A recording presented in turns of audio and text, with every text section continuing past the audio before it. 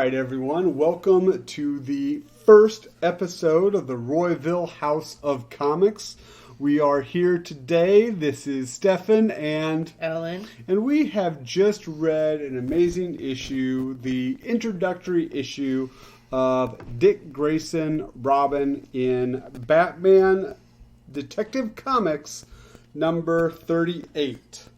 From the DC database, the writers were Bill Finger, the pencilers were Bob Kane, inkers Jerry Robinson, letterers Jerry Robinson, and the editors were Whitney Ellsworth.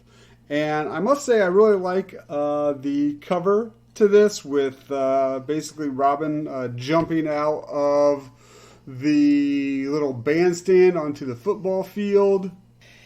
Is his cape spring-loaded? It might be, yeah. I mean, you got to be able to fly, right? He's a little Robin. So It either looks like that or he's backing into it. But kind of like the because his cape is like flying up and over the top of the true the hoop he's jumping through. No, I get it. Maybe he's like, oh yeah, like jumping in like the. But yeah. But the cover is really cool though. That's a nitpick, but I'm not sure if I did mention it. This issue of Detective Comics aired or was released on April 1940, over 80 years ago. He's a boy wonder. For 80 years. Well, not 80 years, because as we will see, hopefully, he grows up. However, so after we get past the cover, you have basically the cover again with a lot of description. We find out that Robin takes inspiration from the legend of Robin Hood, which I thought was kind of cool. And that he is, and his parents are a member of Halley, H-A-L-Y, Halley Circus, as opposed to, I think, and hopefully I will be able to give you a firm answer on this, but in later issues, the name is changed to Haley, as in H-A-L-E-Y, Haley Circus. I just thought that was slightly interesting. So, Dick Grayson overhears some mobsters talking to the owner, Haley, about protection, if something bad's going to happen here, if you don't give us some money, you don't want an accident, if you know what I'm saying. And they do talk like that. They do talk like that. That's written into the dialogue. I totally heard that when I was reading it. It's written into the dialogue. See, anyway, we're getting to that. But the mobster's clothing and Mr. Halley's clothing, super wild, man. A red, like, Crayola red fedora. And they're also very dapper. Like, everybody's wearing button-down suits, vests, fedora hats, and pretty funny. So, after Halley decides that he is not going to pay the protection money, and he wants to call the police, the gangsters decide that the circus is going to have an accident, and the people that are going to have an accident will be the Flying Graysons. And in this issue, Dick Grayson's parents are John and Mary. So I thought it was interesting that the way they died was that acid was put on the ropes, as opposed to in later versions they're actually just shot with a gun. I thought it was a little bit more interesting that they used that. Are they always shot with a gun, or is that just certain writers' reinterpretation of it? Well, it's certain writers' reinterpretation, of course. Well, I think the current philosophy of Dick Grayson's parents dying is that they're shot with a gun. Okay. So that happens. Dick Grayson overhears the mobsters talking to Halley about there will be more accidents. And he says, well, I'm going to do something. I'm going to go to the police. Then all of a sudden, right behind him, the Batman's there. He's ever present. And I'm just like, were you just standing there the whole time? Like, creeping right behind me? He's ever present. He's omnipresent. Have you not read a DC comic? I just thought it was Batman hilarious. Is the best there is. That is true. Batman is the best there is. That is true. I just thought it was hilarious that he's listening into the gangsters, and he's like, I'm going to call the police. Then all of a sudden, this guy in a bat costume's like, no, you're not. I'm Batman. I'm going to figure out what's going on here, and I'm going to help you. At first, I was like, is Batman telepathic? Until I realized those are speech bubbles. So why was Dick saying his inner thoughts out loud so that Batman could respond to them in the first place? Well, that's true. That is true. It's so odd. So he decides to take Dick Grayson, and he's going to basically mentor him. And so he gets Grayson into his flaming rose red vehicle. I also thought it's the Batmobile, only very red. It's very red. And he is taking him back to Wayne Manor and says, you're going to lead a perilous life. Do you really want to do this? And Dick says, I'm not afraid. And all I could hear was, you will be. You will be. Also, crime fighting, it's like the Masons. You have to take an oath at midnight with a candle. It was cool. I honestly thought it was really cool because to me, it harkens back to when you're like a little kid. When I was a little kid, you got your card that you were a member of the Avengers or you were a friend of Batman or whatever. And so having to swear this oath to be a crime fighter, I thought was really, I don't know. I just really liked it. I thought it was cool. And is that candle floating? The candle is a floating. Maybe it's maybe it's Plastic Man. I don't know. I can't remember when Plastic Man was created. But no, actually, I do think it's on some kind of candle holder. But so then Dick goes into training, which is kind of cool. For a few months, he's training with Batman on the various things that you need to do to be a crime fighter, and then he is ready. Jiu-jitsu. I kind of wonder, because they didn't say, because they did boxing and jiu-jitsu, and I wonder if back in the day, jiu-jitsu was seen like some kind of mysterious martial art, But look at this art, though. It is funny as hell. Dick is just like, yeah! and somehow he totally flips Bruce is Wayne. like levitating in the air or something. It's crazy. I don't know. I kind of think he's like, talk to the hand, Bruce. But anyway, so Batman also is always smoking his pipe. I think that's also kind of funny. But so Dick Grayson is ready to assume the role as Robin. With his bright yellow plaid pants. With his bright yellow plaid pants. Not in the costume, but in the panel, Bruce Wayne is talking to Dick Grayson about, okay, now let's get you into this. Let's go get who you already know is Boss Zuko. Boss Zuko is the head of the mobsters in this town that the Flying Graysons were a part of. Without looking at the dialogue of that panel, it just, I can just hear Robin's like, but Dad, it's not a phase. It's fashion. Yeah, okay. I'll give you that.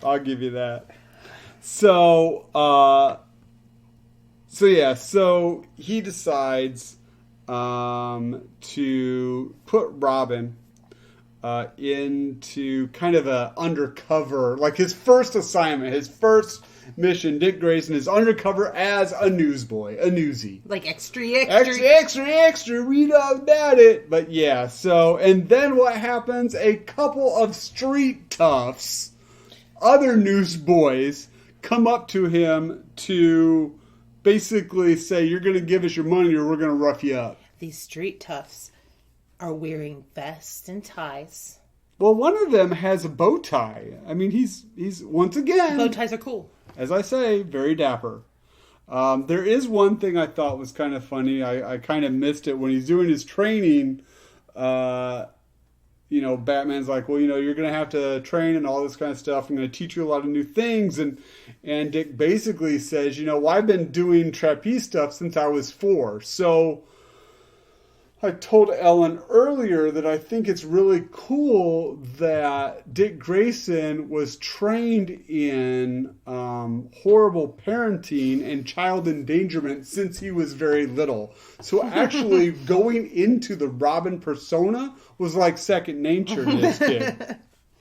But anyway, so getting back to the Newsies, Robin is supposed to follow them because obviously these newsboys that are just roughing up another newsboy are connected to the crime boss of this small town. It's in the name, crime boss. That's true. That is true. So I don't think you know how this works. So that being said, a very over-the-top crime boss who is always saying, see, like, we're going to get him, see, I'm going to go over there, see, we're going to rough him up, see.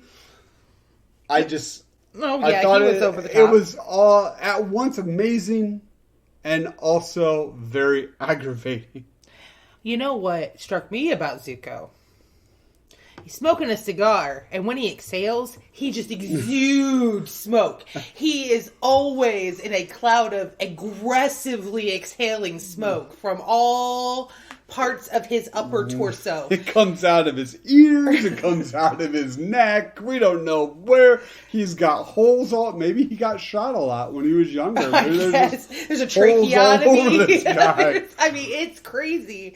It is not. I thought maybe it was just this room when I was first reading it. Like, maybe they had the windows closed. It's the 40s, But it happens later when they're actually outside. It's still happening. So obviously there is something seriously wrong with this poor man's health. Actually, it also, too, looks like there are like little explosions coming out of his body. So maybe he's just, I don't know.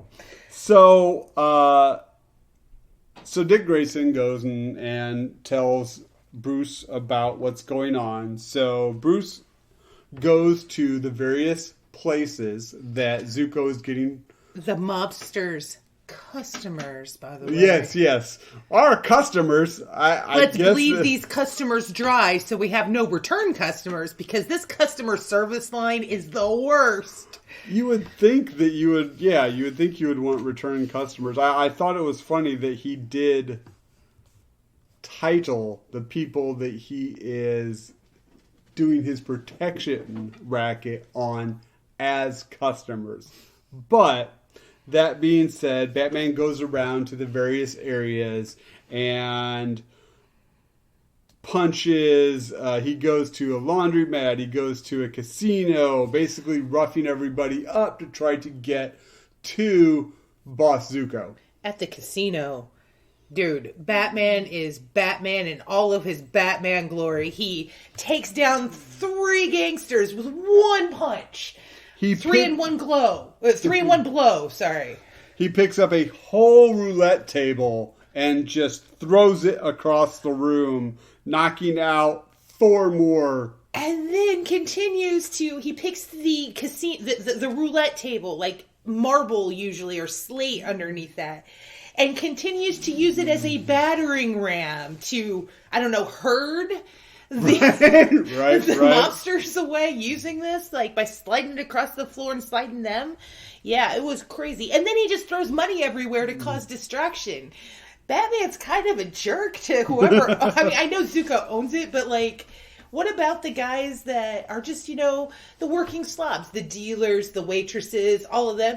Throwing all their money, closing down the joint, basically. Mm-hmm. I did find it funny, too, that in a lot of these panels, Batman is just cheesing it. He's obviously having a good time doing what he's doing.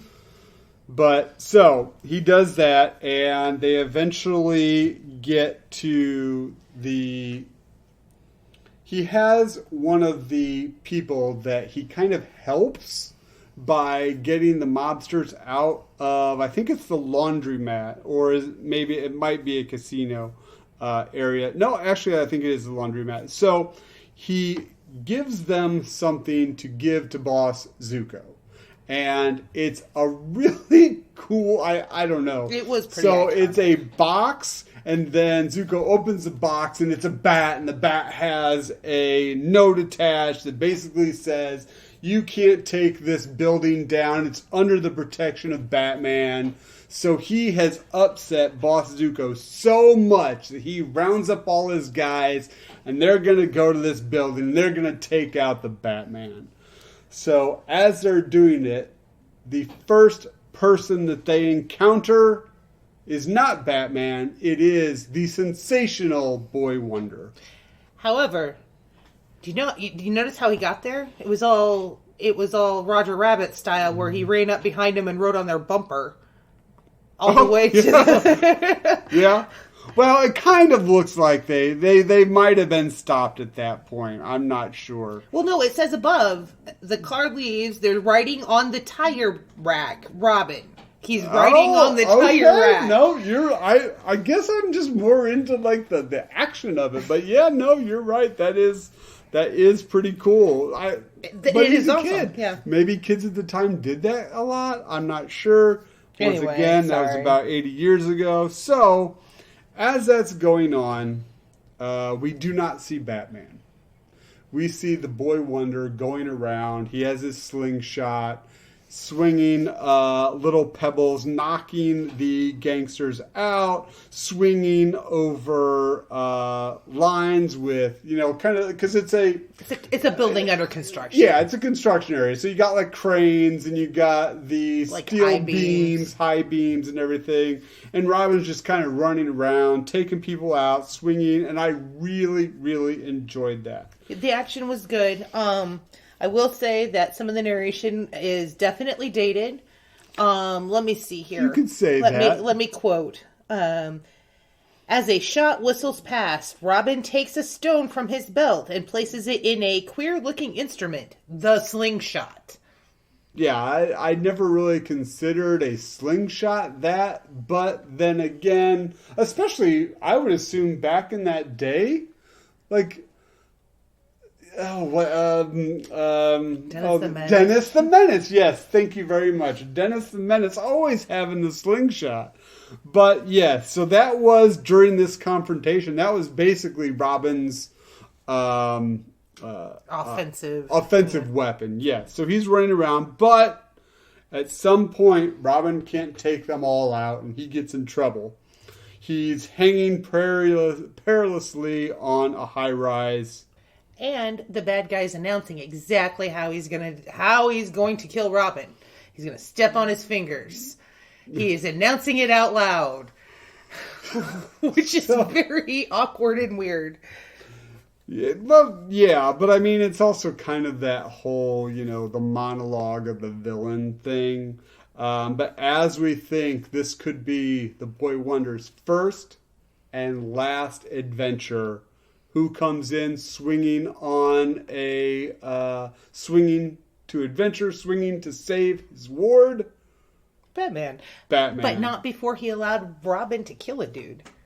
Well, yeah, but it was kind of self-defense. It was self-defense, but he did kill a dude. That's true. He basically knocked him off one of the high-rise steel girders, and he fell. I mean, I guess technically he could have survived the fall, but it's unlikely. He bounced. It's cool. He's unlikely. Fine. I mean, he's at least 20 stories up. It's unlikely that he survived, but I guess he could have. We can make that our headcanon. So Batman swings in. I don't know. I kind of almost envision Batman in the darkness. Granted, he's smiling and cheesing because he's so happy that this is happening, but because he's so happy to be Batman.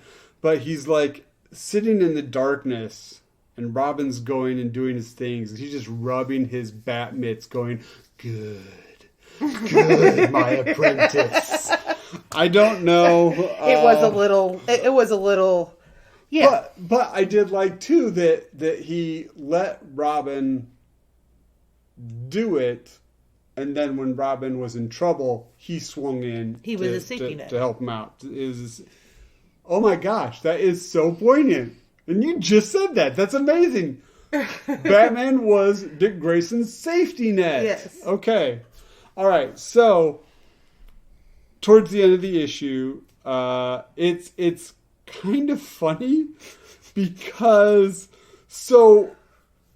Batman wants to get a confession out of one of the guys to get Zuko basically put in jail. And he uses, I think it's part of his equipment. He uses like the batarang or whatever it is. It's kind of hard to tell with the art. But it looks like he puts it around the guy's neck, throws him over the side, and is basically hanging this guy. That's exactly what it looked like to me. I can't even argue that that's not what's happening. But he's talking in full sentences, so obviously it's not happening that way. Oh, I'm okay. I'm fine. So, and then as he's hanging this guy, he has the same acid that was used to on the trapeze ropes that killed the Graysons, and says, if you don't talk, I'm going to spill this onto the rope and you're going to basically plummet to your death. And I'm thinking, I'm going to plummet to my death or I'm going to get hanged. What kind of hero are you? You're bad at this. You are so bad at this. But the guy is definitely understanding his situation and says, oh, no, I'll tell you everything you want to know about the guy, and let's get him in jail as long as you don't kill me. Then Zuko's like, you dirty rat, see? And he knocks him over the side, but then Robin helps him and saves him. No, he doesn't. Oh, no, I'm sorry. Robin's taking pictures. Yes, Robin is taking pictures of the guy, which actually then they never show that they saved the guy. I don't think they do. He just plummets to his death. So Batman allows a dude to die. But he got his confession. But he got his man. He's like the Canadian Mounties. He always gets his man, no matter who gets in the way. Like, you're right. He just lets the guy fall, I guess. Yeah, that was a little... So Robin takes a few snapshots of Zuko killing Blade, his henchman named Blade, in his dapper outfit. We don't know his name is Blade until like 3 panels before he dies, though. I just gotta tell you. Well, true. So, I mean, Blade, we hardly knew you. So, towards the last page, or on the last page of the comic, Batman puts old boss Zuko in a headlock and says that he's going to jail and that he's calling the governor. And I thought that this was really weird, but then I started to think maybe back in the day, yeah, he was a mobster, but he was boss Zuko, so I wonder if he was like a corrupt politician. Well, like, Boss Nass wasn't a politician. He was basically a gangster that worked for one party or another. I can't remember which one. Not Boss Nass. That he was a... That was like in Star Wars? No. There was a fictional character that they used. Boss Tweed. Oh, Boss Tweed. Yeah. He was... So I'm kind of thinking that this is kind of a Boss Tweed because, you see a few days later, there's a newsie, a street boy. Extra. Zuko's found guilty by the governor, and then the governor's coming in to clean up city politics. So I kind of think that Boss Zuko was almost as well as not only just a gangster, but a politician as well. I don't know what I'm saying is, I don't know, because there's a lot of mobster-backed politicians rumored. So, he could be the man behind the man. He could be a politician as well. But honestly, the way he was talking, he was so stereotypical of a mobster. I have a hard time believing that the writers put that into that. Okay, so basically he was a mobster that was backing corrupt politicians. I would assume as much. So we have the last, or third to last panel, of Bruce Wayne asking Dick Grayson, do you want to go back to Holly's circus or do you want to continue as my ward, as my Robin? And of course, Robin, loving the life of adventure, is like, I think my parents would have wanted me to go with some strange guy that dresses like a bat and goes and beats people up and possibly murders them on a nightly basis. Yeah, that's exactly what Mom and Dad Grayson wanted for their son. So, the second to last panel is old Bruce lighting up a pipe and them laughing together, saying, sure, we're going to do this together. We're going to, Robin can't wait for the next case. You are glazing over. What am I glazing over? I think I know, but what am I glazing over? Okay, you reckless young squirt. I ought to whale you for jumping those men alone. He's going to beat him. He's just casual joking about domestic abuse of a minor. Well, at the very end. He was 4 years old and he was basically put in death-defying situations, so he's good with it. And we're laughing. We're laughing. And the last thing that Dick Grayson says in this issue is he can't wait for their next case. I bet it'll be a corker. I have no idea what that means.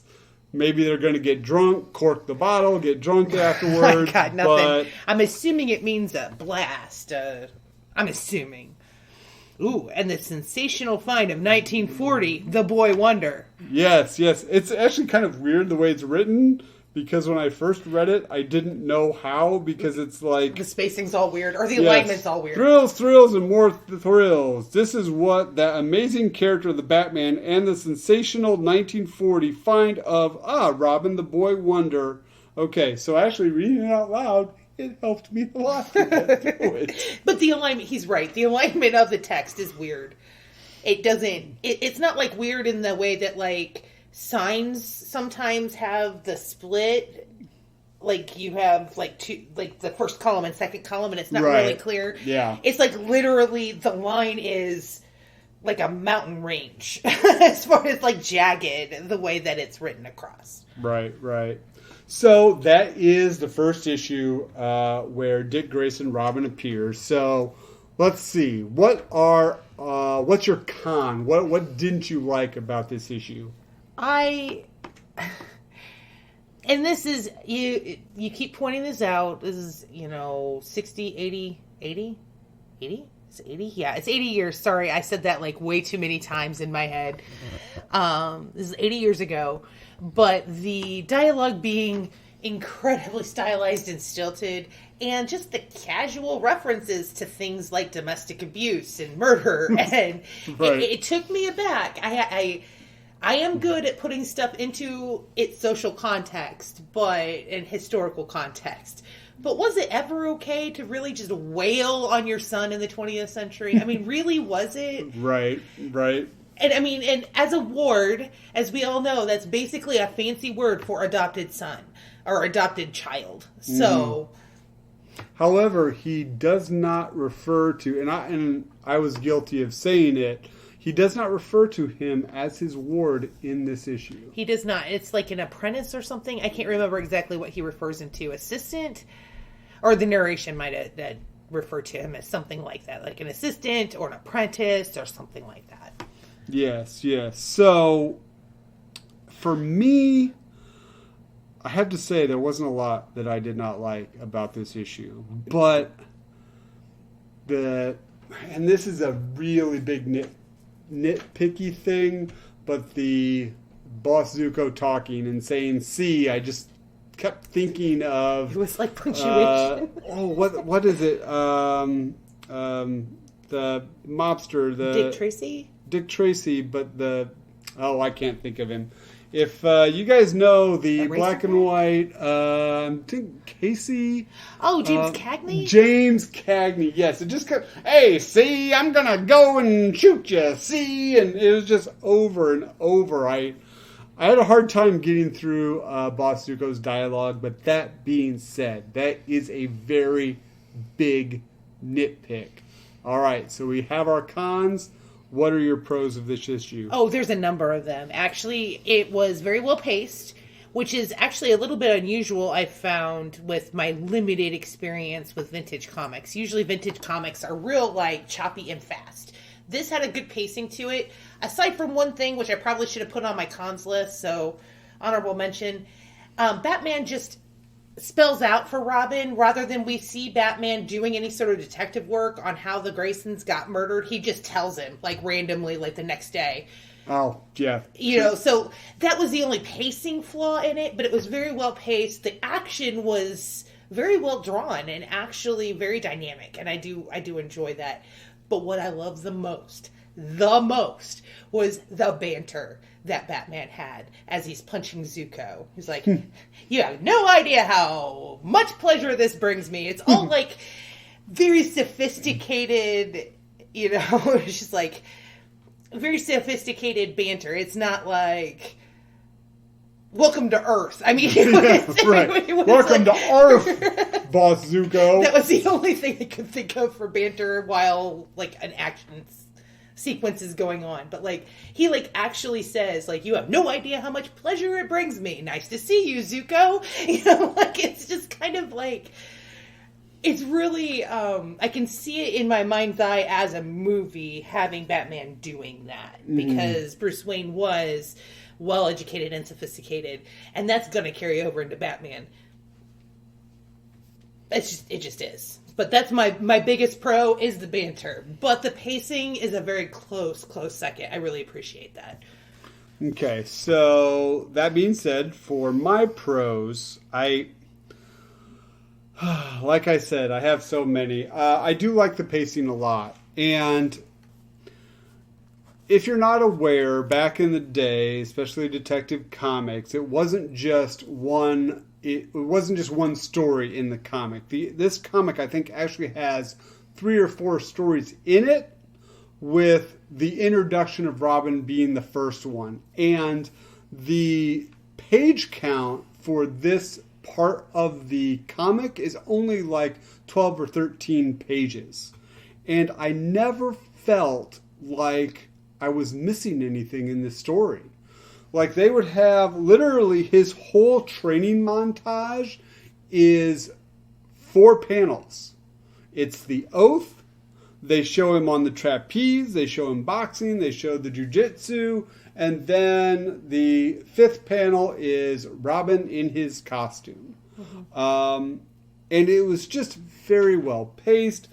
I never thought that I missed something. The story was good from beginning to end. It hit all the highlights of what you think an origin story should be. I loved, especially I can see as a kid reading this.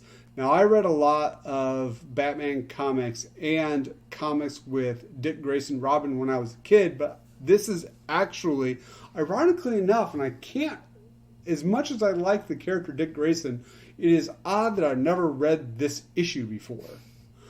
But I really can just imagine being a kid and reading this for the first time, and towards the back of the story, Robin is out there doing it himself. Oh yeah, he's this is actually a really good origin story. There's a reason that this origin story is almost untouched to this day. A lot of heroes, their origin stories get major overhauls as the characters evolve into the modern. Because I think the only big thing that has changed is the manner of death. The manner of death, whether it was the acid or the gunshot.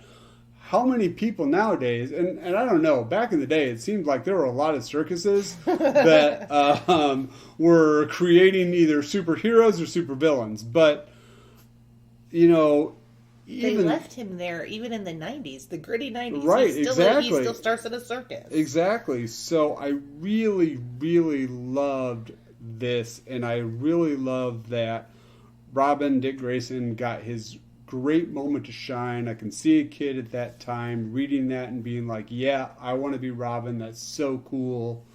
So yeah, there is a lot to love in this issue.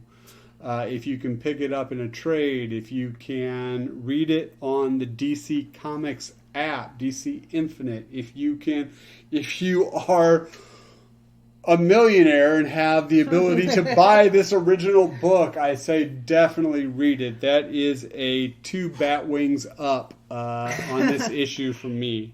Any last words on this issue, Ellen? No. I must say the way that... Okay, one last thing. I will say that the way that the artist chose to draw Dick Grayson versus Bruce Wayne, their age difference is a lot bigger gap than I thought it was. Oh, yeah, you can definitely tell that Bruce... Because, I mean, in here, Bruce looks to be like in his late 30s, early 40s. Yeah. And Robin definitely... Age 12. Well, maybe not age 12, but he definitely looks to be in like that 16. He definitely looks to be a teen in this. So that was kind of cool. All right, well, that was our first review of a comic. We're going to be doing a lot of Dick Grayson. If you listen to our Welcome to Royville about my comics history, he is by far my favorite DC character, maybe my favorite character in comics and at all. So that was Detective Comics 38, released April 1940. We will be continuing with the getting to know Dick Grayson sort of collection, correct? Yes, I think actually that's the last. There's not a lot of issues with him before he actually becomes a Titan. Okay. Teen Titans. But there are a few Batman comics, some early good Batman comics with a young Dick Grayson that we will be looking at. And until that happens, please click subscribe, comment about this issue if you wish, comment about Dick Grayson. Please be polite. And if you want to know more about Dick Grayson, these issues that he appears in, please hit the notification bell so that you know when we are releasing a new issue. Other than that, they're about ready to kick us out.